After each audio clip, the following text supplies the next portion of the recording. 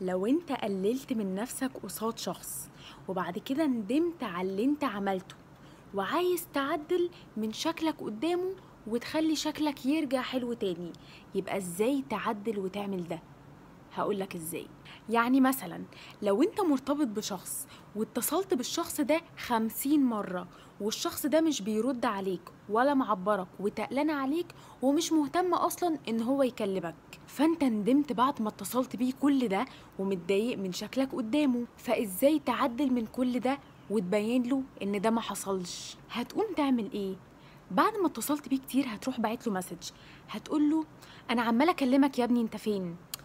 انا كنت عايزه اسالك، هو انت لما خرجت مع اصحابك ورحت مطعم كده كنت قلت لي عليه حلو، المطعم ده فين؟ لان انا بره مع اصحابي دلوقتي وعايزه اروح دلوقتي وانت ما بتردش، وانت لا بره ولا مع اصحابك ولا كنت عايزه في كده اصلا ولا كنت بتزن عشان حاجه ليها علاقه بمصلحتك. الموضوع في الحقيقه ان انت كنت عايزه هو وكنت عايز تكلمه هو، بس هو هيفهم من المسج بتاعتك ان كل الاتصالات دي كانت عشان مصلحه انت عايزها منه.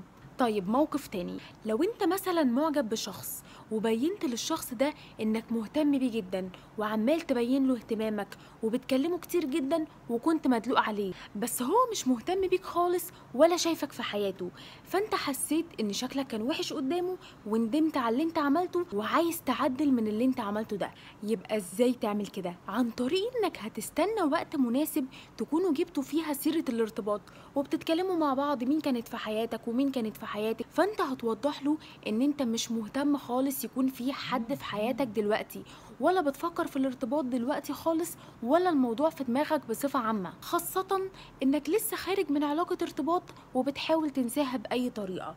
فهو هيفهم انك لما كنت بتهتم بيه انت مش بتهتم بيه هو بشكل شخصي، انت بس بتهتم عشان بتملى اوقات الفراغ في حياتك عشان تنسى شخص معين، لكن في الحقيقة لا في دماغك حب ولا اهتمام.